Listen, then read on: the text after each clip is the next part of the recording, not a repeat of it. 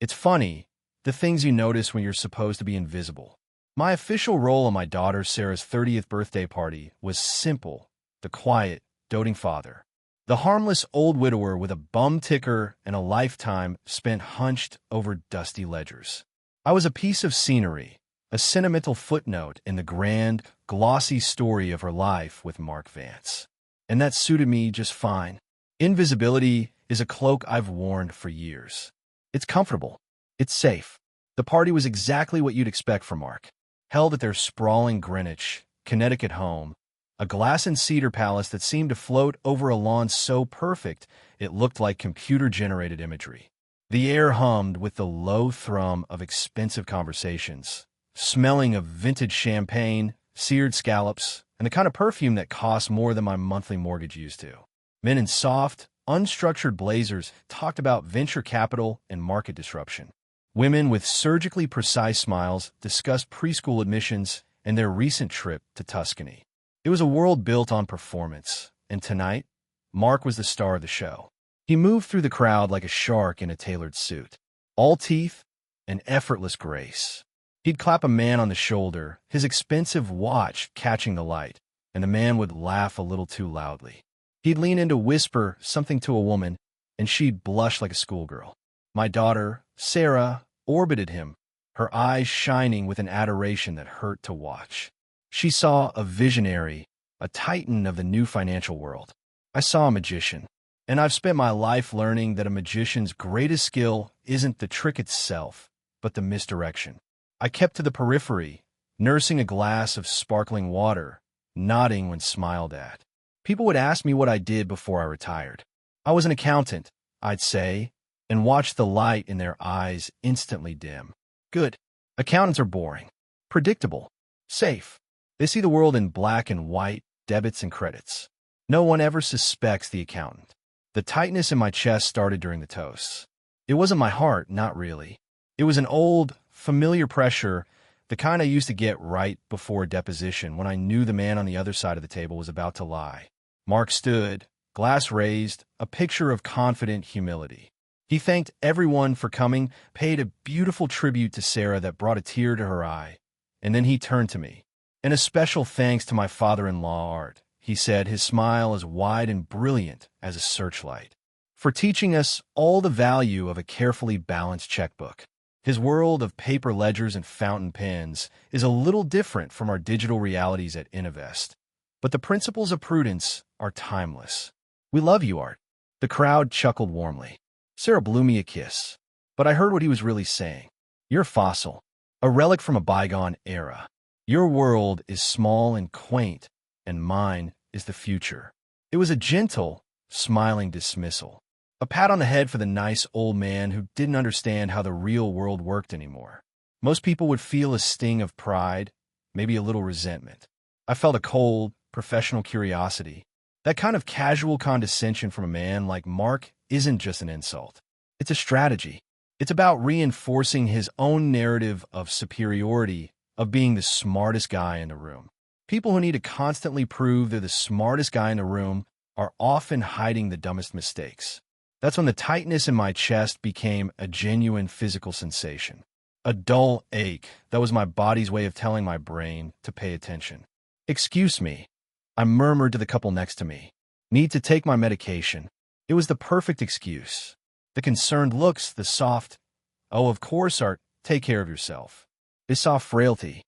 I was using it as a key. I made my way through the house, my hand resting lightly on my chest for effect. The music faded behind me, replaced by the hushed quiet of the upstairs. The guest room where I'd left my bag was at the end of the hall. But to get there, I had to pass the back staircase, the one that led down to the kitchen and the service entrance. That's when I heard the voices. Low, clipped, and devoid of the party's forced cheerfulness. They weren't arguing, but the tone was tense, transactional. My feet stopped on their own. The part of my brain that had spent 40 years listening to wiretaps and whispered conversations in courthouse hallways took over. I leaned against the wall, out of sight, my breath held. "The transfer has to be clean," Mark's voice said. It was different from his party voice. Colder, stripped of all the charm. "No flags. Not on this one." It's always clean, a second voice replied. This one was flat, with an accent I couldn't immediately place. Eastern European? Maybe. The kind of voice that doesn't weigh syllables. You have the final conveyance? I risked a glance around the corner. The kitchen was a cavern of stainless steel and marble. Mark stood by the center island. Opposite him was a man I'd never seen before. He was wearing a dark, ill-fitting suit that couldn't quite conceal the broadness of his shoulders or the thickness of his neck. His face was pale and impassive, his eyes like two chips of ice. Mark slid a thick manila folder across the marble countertop. This is everything. Signed and notarized this afternoon. She's a sweet old thing. Didn't even read it. The man opened the folder. My eyes, trained to scan document from a distance, caught the heading on the top page. It was a quitclaim deed. The name of the grantor was Eleanor Vance. My blood went cold. Eleanor Vance was their next-door neighbor, a widow in her 80s who Sarah often mentioned visiting. The property address was right there. Mark was taking his neighbor's house. The man in the suit grunted, satisfied, and closed the folder. The funds will be routed through the usual channels by morning. Be less available for a few days.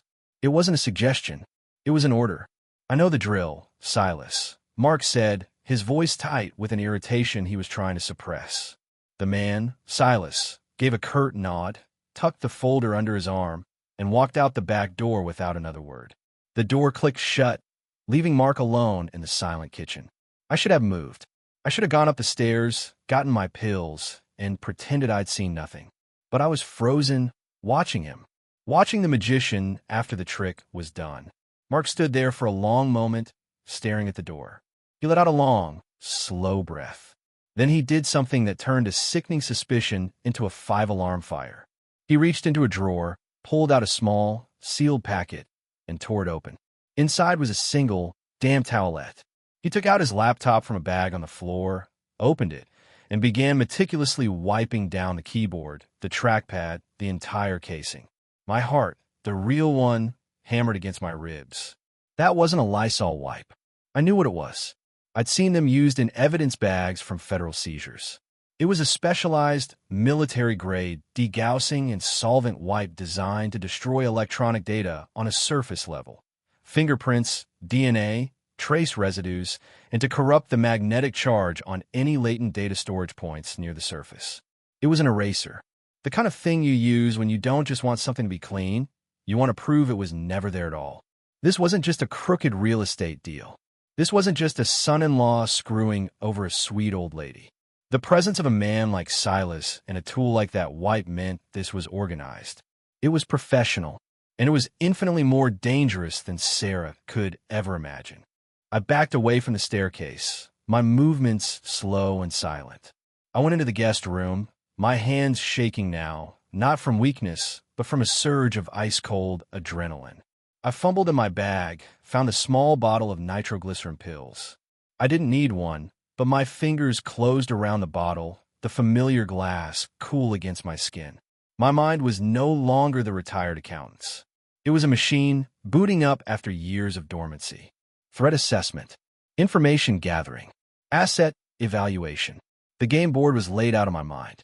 Mark, Silas, Innovest Solution, Eleanor Vance's house, a network of offshore accounts. It was a complex, layered structure designed to be impenetrable. Men like Mark think they've built a fortress. They never realize that every fortress has a flaw. You just have to find it. I sat on the edge of the bed, the muffled sounds of the party drifting up from downstairs. They were laughing, drinking, celebrating a man who had just sold his soul in the kitchen for a piece of paper. My daughter was down there, her heart full of love for a monster. I took out my phone. My thumb hovered over my contacts. I could call David Shun at the Bureau. I could call my old contact at the SEC. But no, that was too soon. That would be loud, messy. The first move in a game like this can't be a cannon shot. It has to be a whisper. It has to be deniable. You don't attack the king.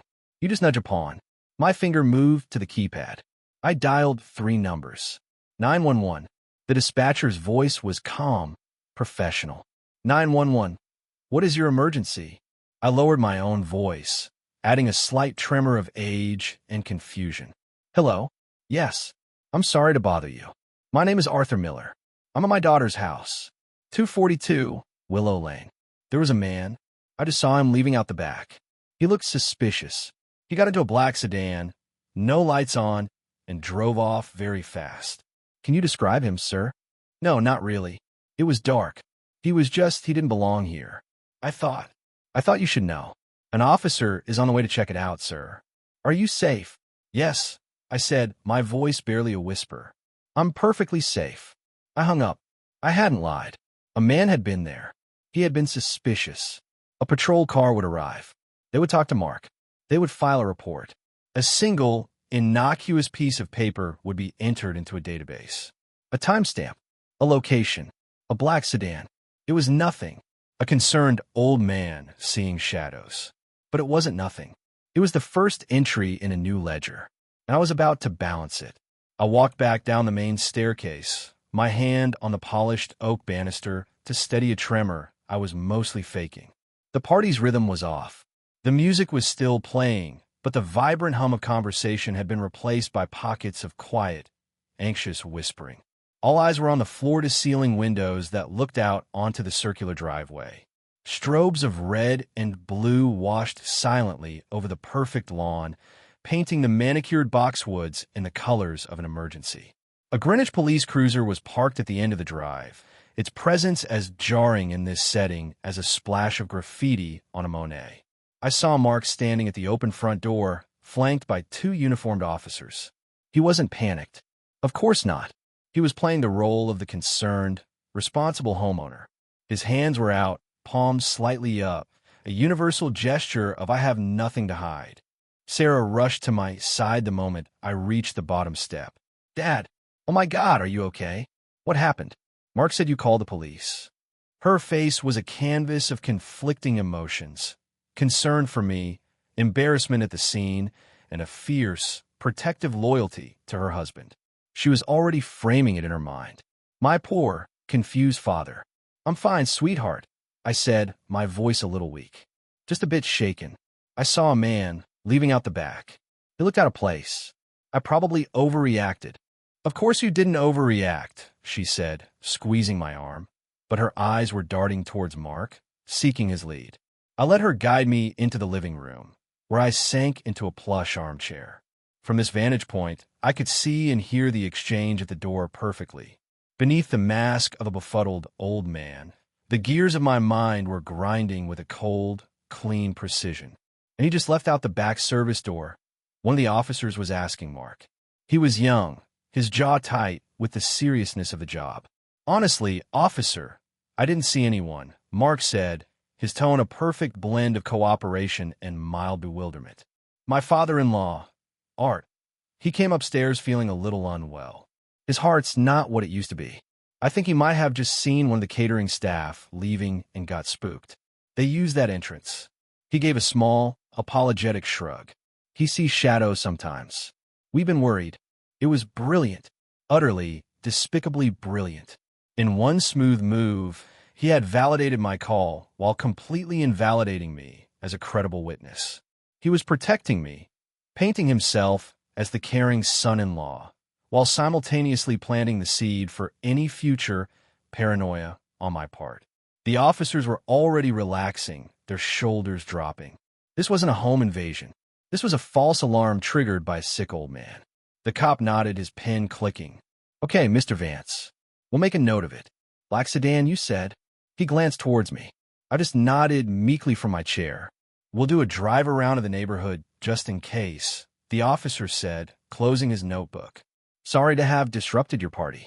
Not at all, Mark said, shaking his hand firmly. We appreciate you being so responsive. Thank you for your service. He closed the door, and the blue and red lights slid away from the windows, plunging the room back into its soft, golden glow. The performance was over. Mark turned, a mask of weary concern on his face. He came straight to me. Art, you gave us all a scare. You okay? He asked, crouching down beside my chair. Fine, Mark. Just a shock I managed. I think I should probably head home. All this excitement isn't good for me. It was the perfect out. Of course, he said, patting my shoulder. Sarah can drive you. No, I insisted. pushing myself up slowly. I'm perfectly capable. I just need a quiet house. Sarah protested, but I was firm. The last thing I needed was her seeing my home, my real space, through the lens of this evening's events. I needed to be alone. I needed to work. The drive home was a blur of streetlights and shadows. The 20 miles between his world and mine felt like a journey across dimensions. His house was a statement, a declaration of arrival, all glass and light and conspicuous wealth. My house isn't a statement. It's a fortress, not of steel and stone, but of order and memory. It's a modest, two-bedroom Cape Cod on a quiet street, the kind of house people drive past without a second glance. My late wife, Martha, planted the roses that climbed the trellis by the front door. Every book on the shelves is in an order only I understand. The air smells of old paper, lemon oil, and the faint, lingering scent of Martha's lavender soap that I can never bring myself to throw away. It is a place of absolute control. And tonight, I needed control. I didn't turn on the television. I didn't pour myself a drink. I went straight to my study, a small room at the back of the house overlooking the garden. I closed the door, shutting out the world. For a moment, I just stood in the silence, letting the adrenaline of the evening recede, replaced by the cold, clear purpose that was rising like a tide within me. Then I went to the bookshelf, to the section on tax law. I pulled out a heavy, leather-bound volume, U.S. Tax Code, 1988. It was obsolete, useless to anyone else, but it was heavier than it should have been. I placed it on my desk and worked a small, hidden latch on the spine. The front cover and the first 50 pages swung open, revealing a hollowed-out compartment. Inside, nestled in custom-cut foam, was a laptop. It wasn't sleek or modern. It was a dense, heavy block of black magnesium alloy, about 10 years old. A Dell Latitude E6410 XFR, a fully ruggedized, military-spec machine I'd kept from my consulting days. It had no camera, no microphone, and a hard drive that was encrypted with a key that existed only in my head. It was a digital ghost. The laptop booted with a low, mechanical whir, the screen glowing to life in the darkened room. The operating system was a heavily modified version of Linux, stripped of anything non-essential. There was no browser icon, no photo gallery, no link to the outside world except through a single, heavily fortified VPN tunnel. I flexed my fingers, the knuckles cracking in the silence. It had been years since I'd truly needed this machine. Years since I'd felt the familiar, cold thrill of the hunt. My life as Art the retired accountant had been a long, slow exhale. This was the first deep breath in. I typed in a string of alphanumeric characters, a passphrase tied to the date and time of a long-forgotten meeting in a windowless room in the Hoover Building. The desktop appeared, a stark black screen with a single command prompt blinking expectantly. My hands moved over the keyboard, the muscle memory returning with surprising ease. I didn't reach out to my high-level contacts at Justice or the SEC. Not yet. Mark's scheme was slick, professionally insulated. Coming at him with the full force of the federal government would be like trying to catch smoke with a net. He'd see it coming a mile away, and by the time they got a warrant, the money, the data, the entire enterprise would have vanished into the digital ether, leaving nothing but shell corporations and a trail of beautifully crafted, perfectly legal paperwork.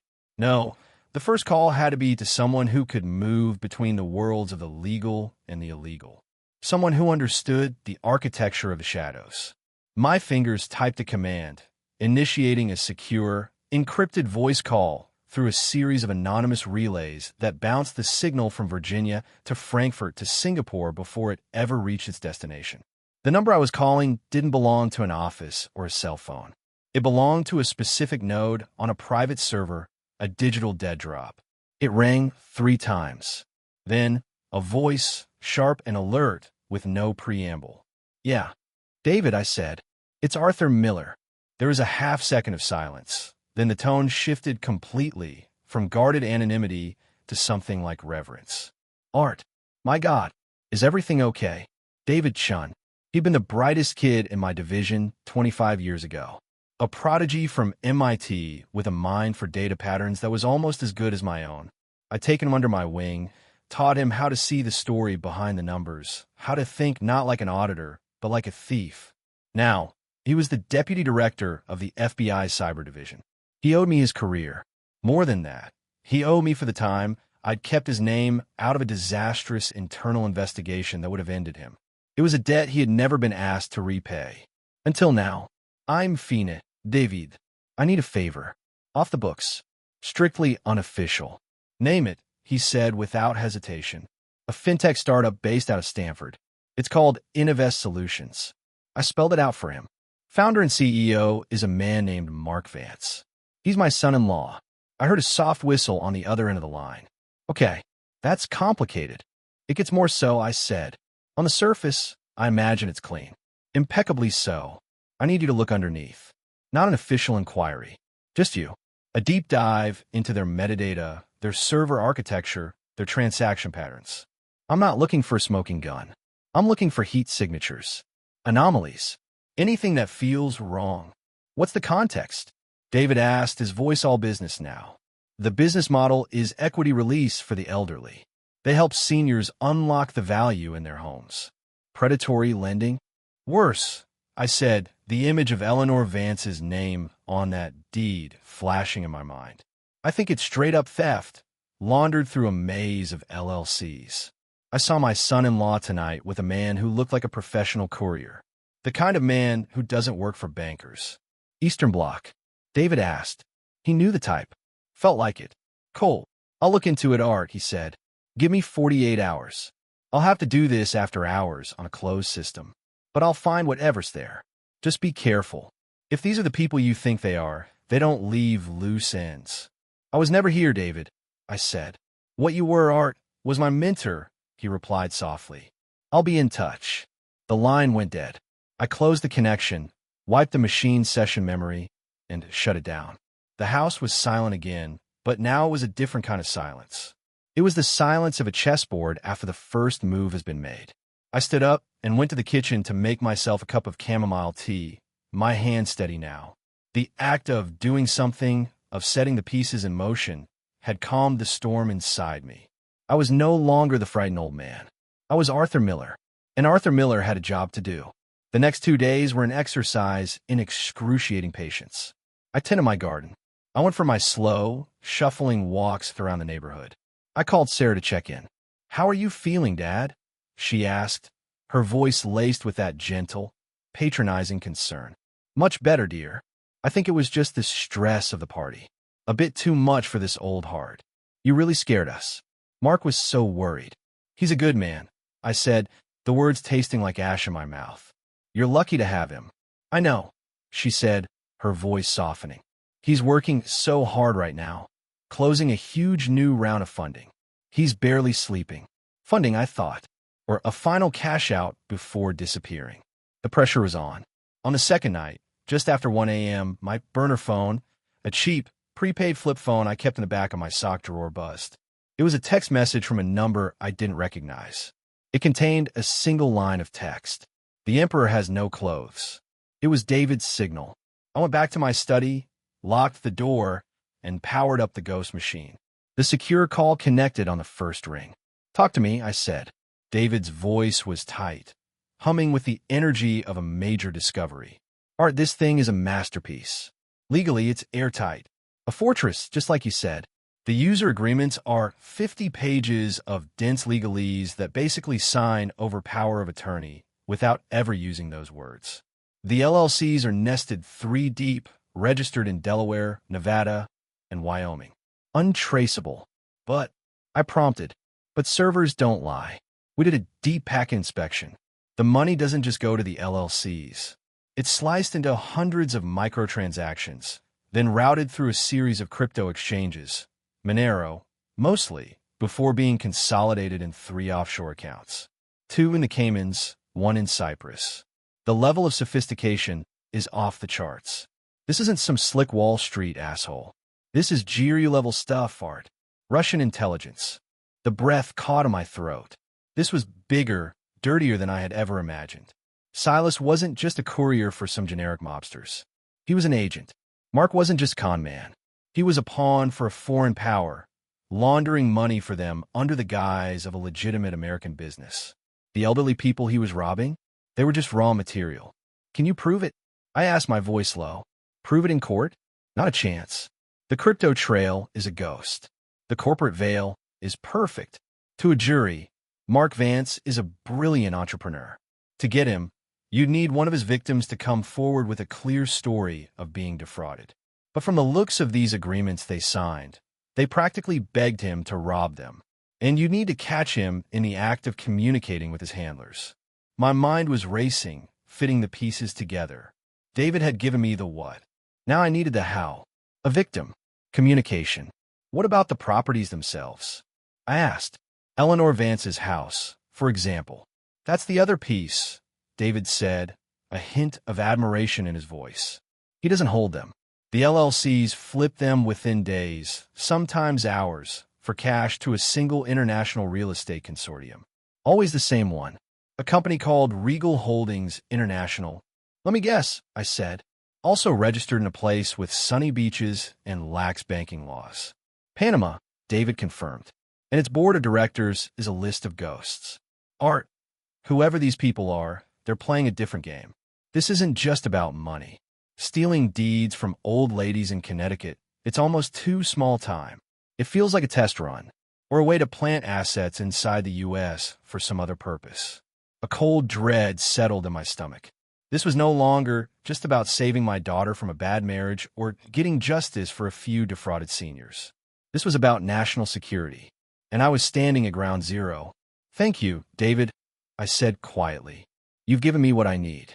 Now I want you to do two things. First, erase every trace of this conversation. It never happened. Second, put a quiet flag on Regal Holdings. Don't touch them. Just watch. I'll handle Mark. Art, what are you going to do? There was real concern in his voice. Don't go near these people. Let me take this to the director. We can build a real case. A real case takes years, I said. And in the end, you'll get a few bankers, maybe freeze an account or two. You won't get the source. And my daughter will be caught in the middle of a federal circus. No, this needs to be surgical. It needs to be quiet. I ended the call before he could argue. The path forward was terrifyingly clear. David was right. Digital evidence wasn't enough.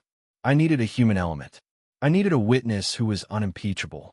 And I needed to force Mark's hand, to make him reach out to his handlers in a way that couldn't be denied. I needed to talk to Eleanor Vance. And I needed to set a trap for my son-in-law.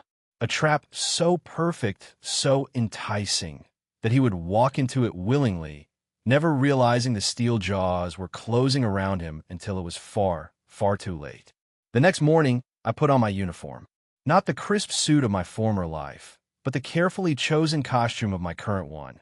Beige slacks, a soft, slightly faded polo shirt, and comfortable walking shoes. I was Arthur Miller, retired accountant, harmless widower, concerned neighbor. My weapon of choice was a plate of homemade oatmeal raisin cookies. Martha's recipe. No one ever suspects the man holding a plate of cookies.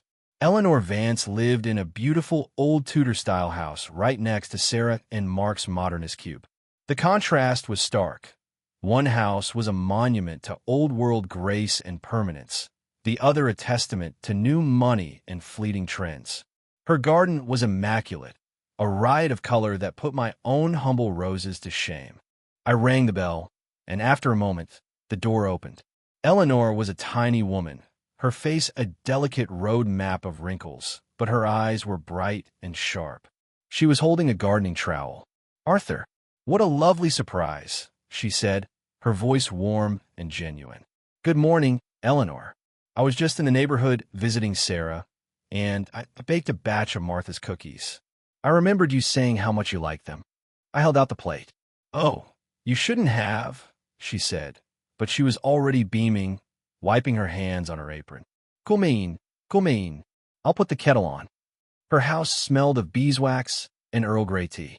It was a place of quiet dignity, filled with a lifetime of memories, framed photos of a handsome man in an army uniform, what must have been her late husband, children's drawings yellowed with age, shelves groaning with books. Every object seemed to have a story. It was the polar opposite of Mark's house, which was filled with expensive objects that had no story at all. We sat in her sun-drenched kitchen, the cookies on the table between us. I didn't rush. I asked about her garden. I talked about the weather. I played my part, the lonely old man making a social call. "It's so wonderful what Mark is doing for people like us," she said, unprompted as she poured the tea. "This house, it's been in my husband's family for generations. But the taxes, the upkeep, it's a fortune. I was so worried I'd have to sell it, to move into one of those places." She shuddered. "Mark's company is helping you with that?" I asked, my voice neutral. "Oh, yes. It's all very clever. I don't really understand the details, something about a trust and an equity share program. But the upshot is they take over the financial burden and I get a monthly stipend. Enough to live on comfortably. And I get to stay in my home for the rest of my life. Mark said it's a way for me to have my cake and eat it too." Her eyes shone with gratitude. It was the most heartbreaking thing I had ever seen. She wasn't just being robbed of her home. She was being made to feel thankful for it. The cruelty was breathtaking. "That sounds innovative," I said carefully. "Did your own lawyer look over the paperwork?" She waved a dismissive hand. "Oh, Mark brought his lawyer to the signing. A very nice young man. He explained it all. My old lawyer, Mr. Abernathy, he retired years ago. Besides," she leaned in conspiratorially, "I trust Mark. He's like a son to me. He and Sarah are the only ones who check in on me anymore." There was the hook. It wasn't just financial wizardry that had ensnared her. It was kindness. It was the weapon of the lonely. Mark had seen her vulnerability, her isolation, and he'd exploited it with surgical precision. I needed to plant a seed of doubt, but carefully. A direct assault would only make her defensive. "It's wonderful that he's so successful." I began slowly, choosing my words like a man walking through a minefield. "I just worry sometimes. The world of finance is so predatory these days. When I was working, we used to see these deals that looked too good to be true. And they always were." I saw a flicker of something in her eyes. A tiny, brief shadow of uncertainty. "Oh, but Mark is family," she said, more to convince herself than me. "Of course he is," I said, patting her hand. "And a brilliant boy. I'm just an old worrywart." I looked at the clock on her wall. "Goodness, look at the time. I should let you get back to your garden." As I stood to leave, I paused at the door. "You know, Eleanor," I said, as if the thought had just occurred to me, "if you ever wanted a second pair of eyes on that paperwork, just for peace of mind, I spent 40 years looking at contracts. I wouldn't charge you, of course. Just neighbor to neighbor." I let the offer hang in the air. I didn't push. I just smiled my gentle, harmless smile and left. The seed was planted. Now, I had to water it with fear. That afternoon, I went to work on Phase 2, the trap. David's intel had given me the key. Regal Holdings International, the anonymous entity that bought all of Mark's stolen properties. They were the real client. They were the ones Mark couldn't afford to fail. And their business was real estate. My ghost machine came back to life. I didn't need David for this part. Over the years, I'd cultivated my own network of private information brokers, gray hat hackers, data miners, people who lived in the digital twilight. I sent a single, encrypted query to an associate known only as Cassandra. The request was simple. I needed a complete, deep background file on a parcel of land. A seemingly worthless, undeveloped tract of scrubland just outside of Greenwich, owned by the town. And I needed to know who in the regional planning office was in financial trouble. The information came back in less than an hour. The land was zoned for conservation, effectively useless. But Cassandra had also found something else. A junior planning commissioner with a serious online gambling problem and 6 figures of debt. A man named Peterson. The next step was delicate. I couldn't approach Peterson directly. I needed a cutout. An old colleague from my consulting days, a man named George, owed me a favor that had no expiration date. George was a master of what he delicately called strategic procurement of information. Less delicately, he was a con man, but one who worked for the right side. I called George. "I need you to become a representative for a high-end European developer," I told him. "Someone looking to build a discreet, ultra-exclusive wellness retreat. And you have your eye on a piece of conservation land." George didn't ask why. He just asked, "How big is my budget?" Within 2 days, Mr. Peterson, the gambling-addicted planning commissioner, received a very discreet lunch invitation from Mr. Devereaux, a suave gentleman with a faint French accent representing a Swiss investment firm. Over a $500 bottle of Bordeaux, Devereaux, George, in a brilliant performance, laid out a hypothetical scenario. What would it take, he wondered, for a piece of unusable conservation land to be rezoned for commercial development? What kind of environmental impact studies and public hearings would be required? Peterson, smelling money, was cagey but interested. Devereaux left him with a promise to be in touch and a very, very generous consulting fee in cash. The next day, a preliminary, completely falsified rezoning application was filed with the town planning office. It was a ghost document, designed to be seen and then withdrawn. It proposed a luxury development on that worthless tract of land, the land that just happened to abut the back of Eleanor Vance's property. The final piece of the puzzle was to make sure the right person saw it. I had Cassandra leak the rezoning application, anonymously, of course, to a local, very aggressive real estate blogger known for sniffing out big deals. The blog post went up on Friday morning. The headline was explosive: Swiss billionaires eye Greenwich scrubland for hyper-luxury resort. Local property values could skyrocket. The bait was in the water. Mark was a shark. He lived and breathed real estate trends, financial news, and insider gossip. There was no way he would miss this. The article explicitly mentioned that any developer would need to acquire adjacent properties for access and expansion. Suddenly, Eleanor Vance's house wasn't just another asset to be flipped to his Russian handlers. It was a potential lottery ticket, a property he held the deed to, which was about to triple, maybe quadruple in value. But here was the beautiful, cruel logic of the trap. He couldn't sell it on the open market. His contract with Regal Holdings would require him to transfer it to them for the previously agreed-upon pre-land rush price. The only way he could capitalize on this new, explosive value was to cut his partners out, to cheat them, to get the deed fully and irrevocably into his own name, or a new shell company they didn't control before the deal with Regal was finalized. It was a classic greed trap. I was betting that his personal avarice would overwhelm his fear of his handlers. I was betting he would get sloppy. I gave it 24 hours. On Saturday afternoon, my personal cell phone rang. It was an unfamiliar number. "Hello, Arthur? It's Eleanor Vance. I'm so sorry to bother you, but something's happened. Mark was just here. He was insistent. He said we needed to file some new paperwork immediately to protect my asset from new tax liabilities. He wanted me to sign everything over to a new company by Monday morning. He seemed desperate. And Arthur, I am scared." I closed my eyes. The shark had taken the bait. The jaws of the trap were beginning to close. "Don't sign anything, Eleanor," I said, my voice calm and steady as a rock. "Don't you worry. I'm on my way." The drive to Eleanor's house took 4 minutes, but in my mind, I was mapping out the next 48 hours. The time for subtlety was over. Mark was spooked, running off script. A desperate man is a predictable man, but he's also a dangerous one. He'd made a critical error. He had revealed his hand to his victim. He had shown her fear. When I arrived, Eleanor was waiting for me, the front door ajar. She looked smaller than she had the day before, her bright eyes clouded with anxiety. She clutched a thick stack of papers to her chest like a shield. "He called twice more on my way over," I said, my voice calm and even. "It's the first rule in a crisis. Project absolute control. Fear is contagious, but so is confidence. Did you answer?" She shook her head, her silver hair trembling slightly. "No, I did as you said. I saw his name on a caller ID, and I couldn't." "Good," I said, stepping inside and gently closing the door behind me. "Let's go to the kitchen, and let me see what you're holding."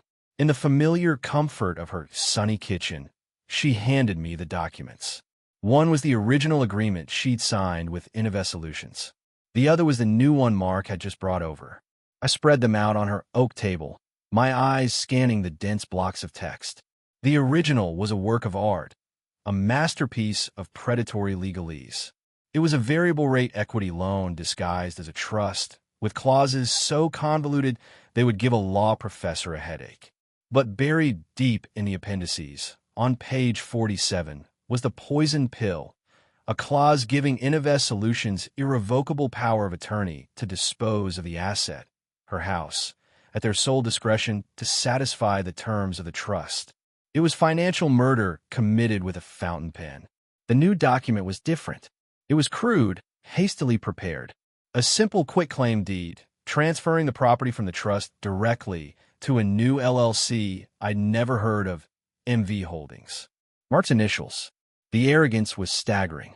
He was trying to snatch the house from the trust he'd created before his partners at Regal Holdings could claim it. He was in such a rush, Eleanor whispered, watching my face. He said it was a formality. He even brought a notary with him, a young woman who waited in the car. He wanted me to sign it right there, on the hood of his Mercedes.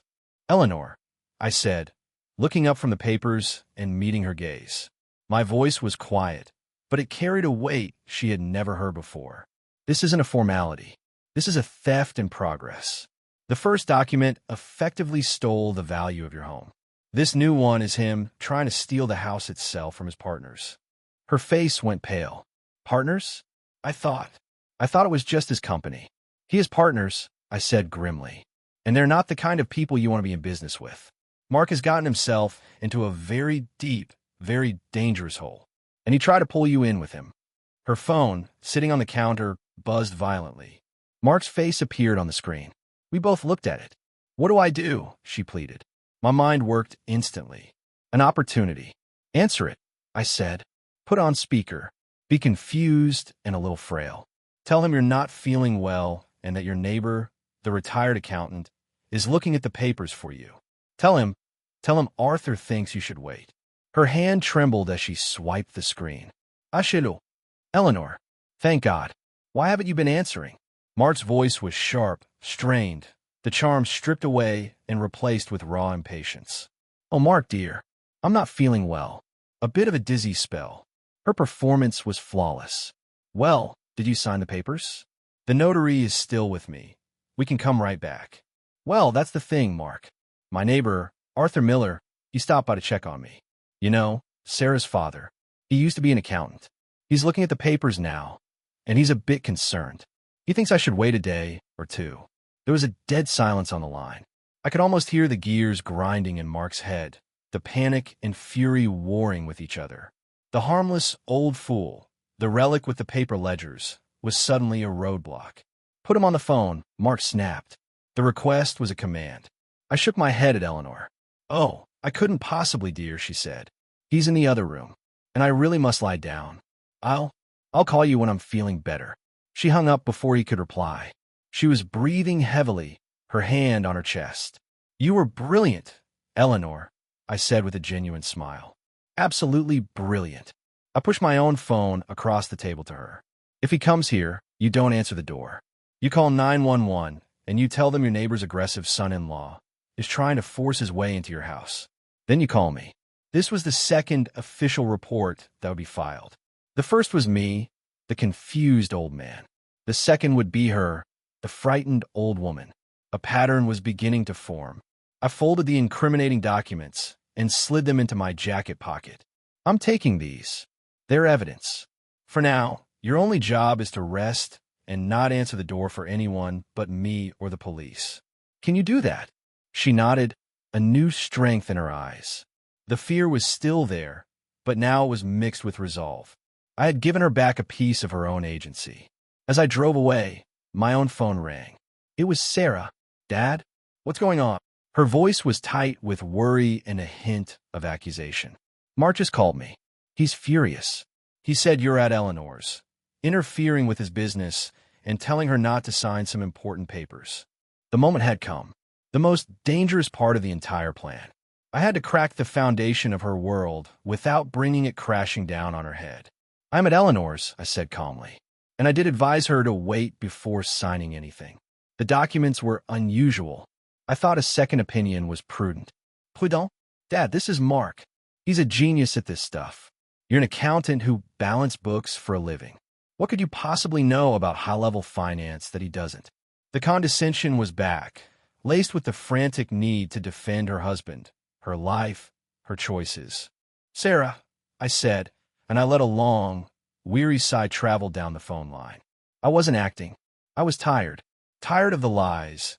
Tired of the danger she was in. I'm not going to argue with you about Mark's business, but I will ask you a question as your father. Is he behaving normally? This man who just called you, furious and panicked, is it the confident, charming man you married? Silence.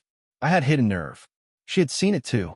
He's under a lot of pressure, she said, her voice smaller now. This new funding round, is it?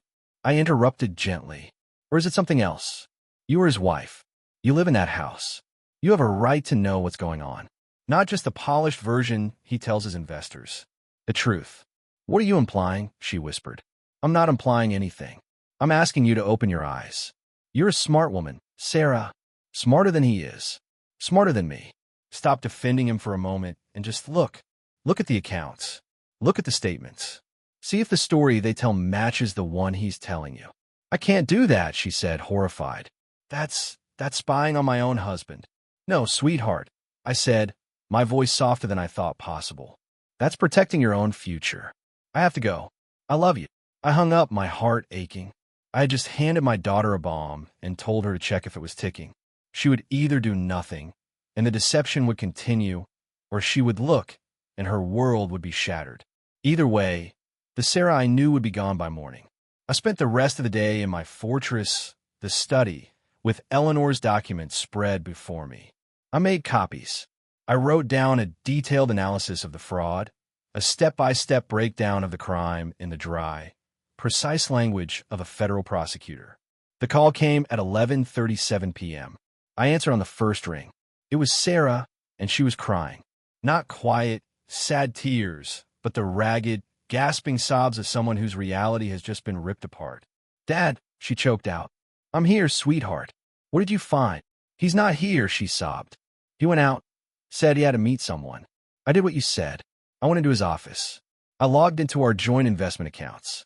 And then I logged into the main banking portal. Dad, there's an account I've never seen before. A holding company account. He transferred $5 million out of our portfolio last week into it. And tonight, just now, all of it was wired out to an account in the Cayman Islands. The final cash out. He was running.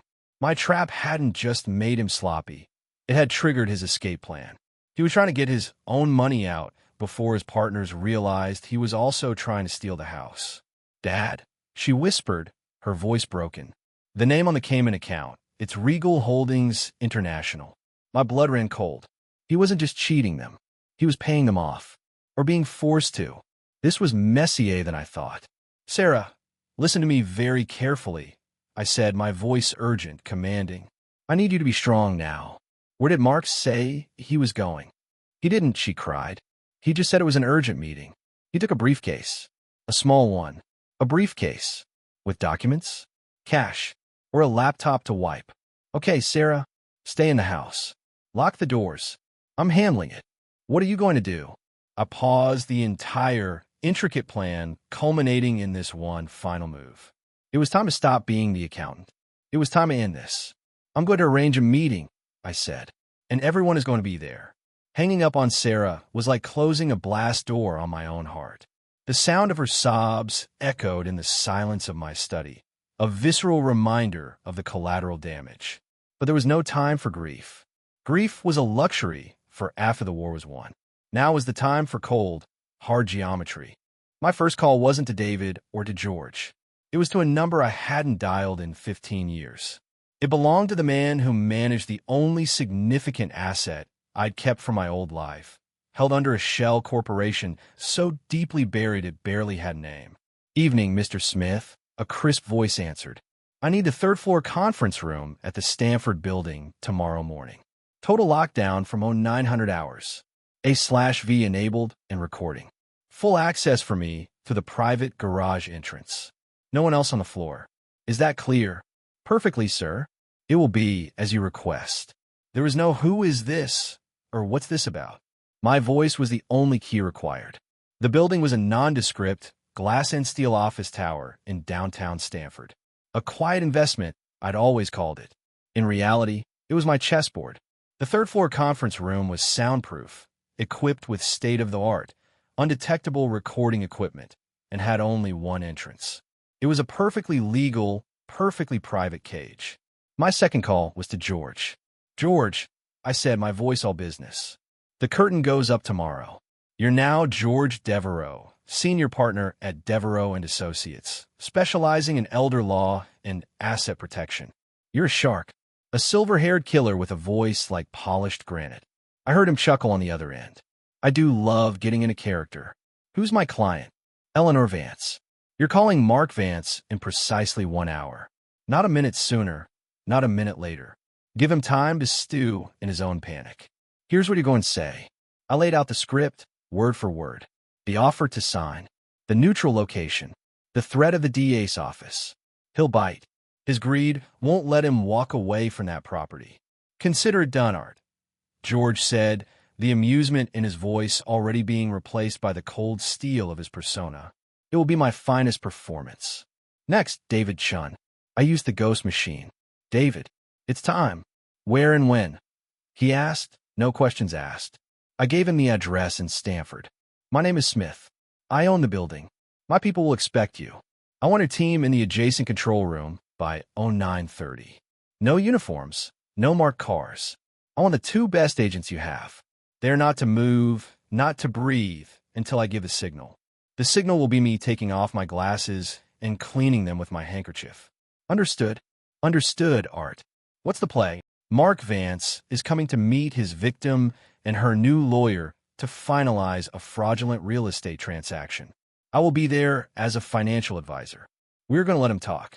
We're going to get a full confession on a high-fidelity recording. When he's done, you get to put him in cuffs. Clean and quiet." "I'll be there myself," David said. "Good luck, Art." My last 2 calls were the hardest. I dialed Eleanor first. I explained that I had arranged for a lawyer to represent her, a very capable man named Mr. Devereaux. I told her he would be calling Mark and setting up a final meeting for the morning. "Do I have to go?" she asked, her voice small. "Yes, you do," I said gently. "But you will not be alone for a second. Mr. Devereaux will pick you up. I will be there waiting for you. All you have to do is sit there and be strong. You won't even have to speak unless you want to. Can you do that for me, Eleanor? Can you be the one to see this through?" There was a pause, and then her voice came back, thin but solid as steel. "Yes, for my husband, for my home. Yes." Finally, I called Sarah back. She was still crying, but the hysteria had subsided, leaving behind the hollow echo of despair. "Sarah, I need you to do one last thing for me." "For yourself," I said. "I don't know if I can do anything," she whispered. "You can. Tomorrow morning, I want you to drive to this address." I gave her the Stanford location. "Arrive at 10:45 a.m. Not a minute sooner. The security guard in the lobby will have your name. He'll let you up to the 3rd floor. I need you to be there. You need to hear the end of this story." "What's going to happen, Dad?" "The truth," I said. "It's time for the truth." I didn't sleep. Instead, I drove to Stanford in the dead of night. I let myself into the silent, empty office building, the air cool and still. I took the private elevator to the 3rd floor and walked into the conference room. It was exactly as I'd pictured it. A long mahogany table, polished to a mirror shine, surrounded by 12 high-backed leather chairs. One wall was a sheet of glass looking out over the city lights. The other walls were paneled in dark, sound-absorbing wood. I went into the adjacent control room. A bank of monitors showed the conference room from 4 different angles. I tested the audio, listening to the sound of my own footsteps, crisp and clear. Everything was perfect. I sat down in one of the leather chairs at the head of the table. The chair that would be mine in a few hours. I wasn't Arthur Miller, retired accountant, anymore. I wasn't even Dad. I was the man I used to be. A man who sat in rooms just like this, across from men far more powerful and dangerous than Mark Vance, and took their world apart, piece by piece, number by number. I thought about the calm smile my construction crews knew meant someone was about to learn a very expensive lesson. This was the corporate version of that smile. This room was my trap, my ledger, my court. And in the morning, I would balance the books. I thought of Mark's casual, condescending toast. His world of paper ledgers. He was right. My world was different.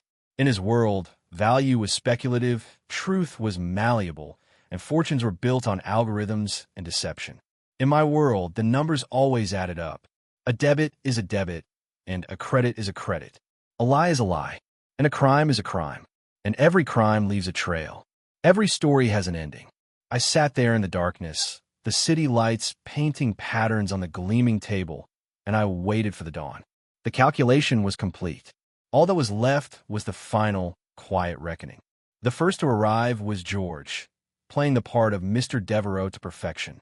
He was dressed in a Seville rose suit that probably cost more than my car, his silver hair impeccably styled, a slim leather briefcase in his hand. He was the very picture of old money legal power. He brought Eleanor with him. She looked pale but resolute, dressed in a simple but elegant navy blue suit. I met them in the private garage. "Arthur," she said, her voice steady. "Eleanor, you're doing a brave thing today," I told her, giving her arm a gentle squeeze. "Just remember, we are in control here." I led them up to the third floor. In the conference room, I seated Eleanor in the chair directly opposite the head of the table, with George beside her. I took the seat at the head, a position of authority.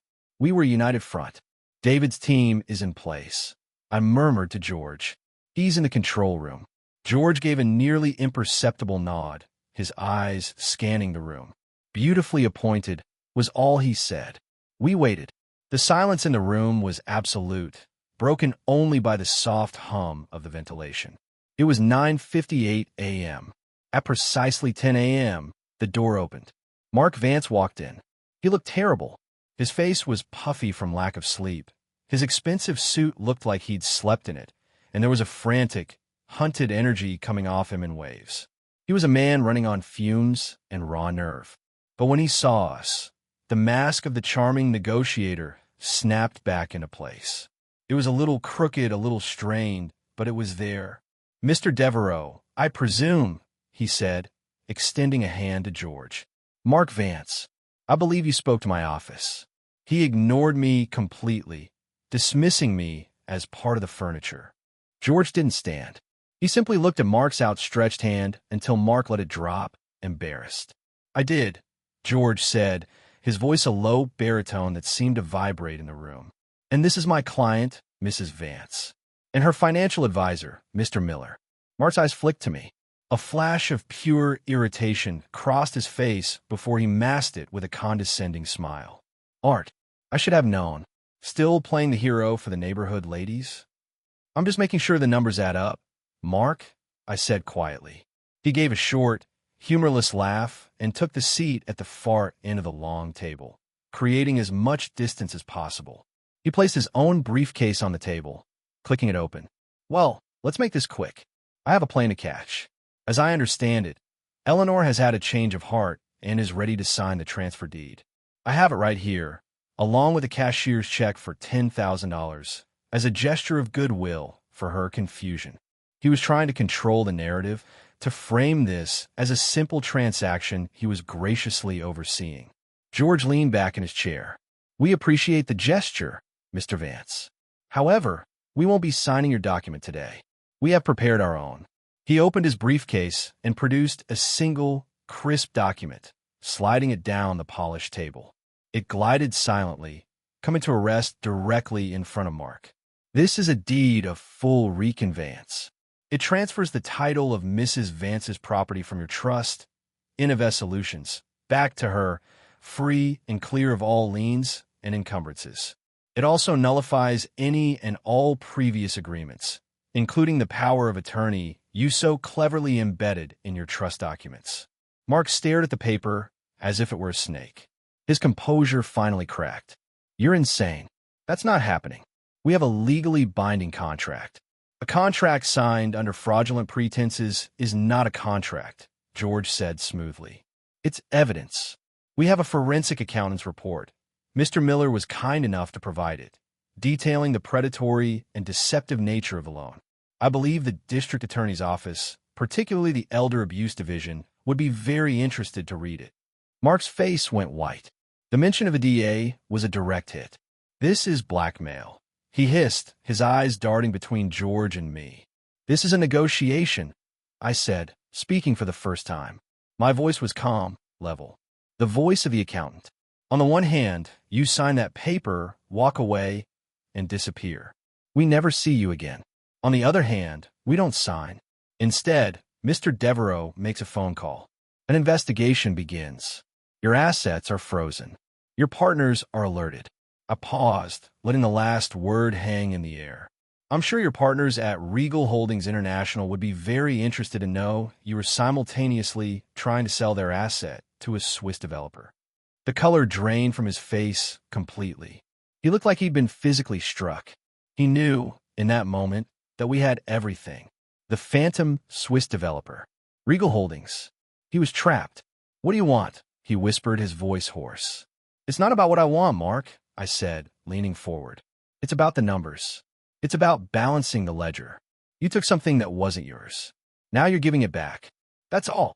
His eyes, full of venom, locked on me. You, he spat. The quiet old man. The fucking accountant. This was you. All of it.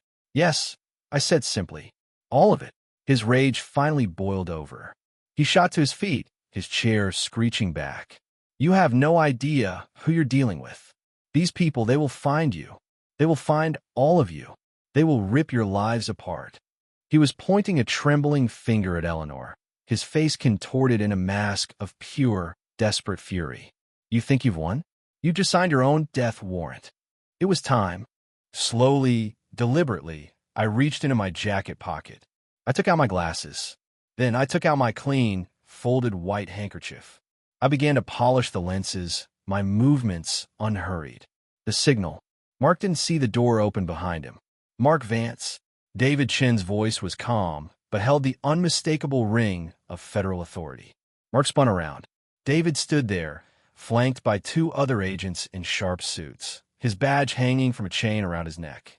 Mark froze, his mouth half open, the threats dying on his lips. His frantic eyes darted from David to me, and in them, I saw the final, dawning comprehension. This wasn't just a civil shakedown. This was the endgame. You are under arrest for wire fraud, mail fraud, and conspiracy to commit money laundering, David said, his voice echoing in the silent room. One of the agents stepped forward and expertly spun Mark around, putting his hands behind his back. The click of the handcuffs was the loudest sound I had ever heard. As they let him out, Mark twisted his head, his eyes finding mine one last time. They were filled with a burning, uncomprehending hatred. Ow, he mouthed silently. I just looked at him, my face impassive. I put my glasses back on. The world snapped back into sharp focus. Just then, the door opened again. Sarah stood there. She had arrived, as instructed, at 10:45. She had seen the end of the story. She stared at the scene before her. Her husband in handcuffs being led away by FBI agents. Her frail old neighbor sitting at the table, looking stronger than she had ever seen her. And me, her father, the quiet accountant, sitting at the head of the table like a king on his throne. Her eyes met mine. They were full of tears, confusion, betrayal, and a tiny, dawning spark of something else. Understanding.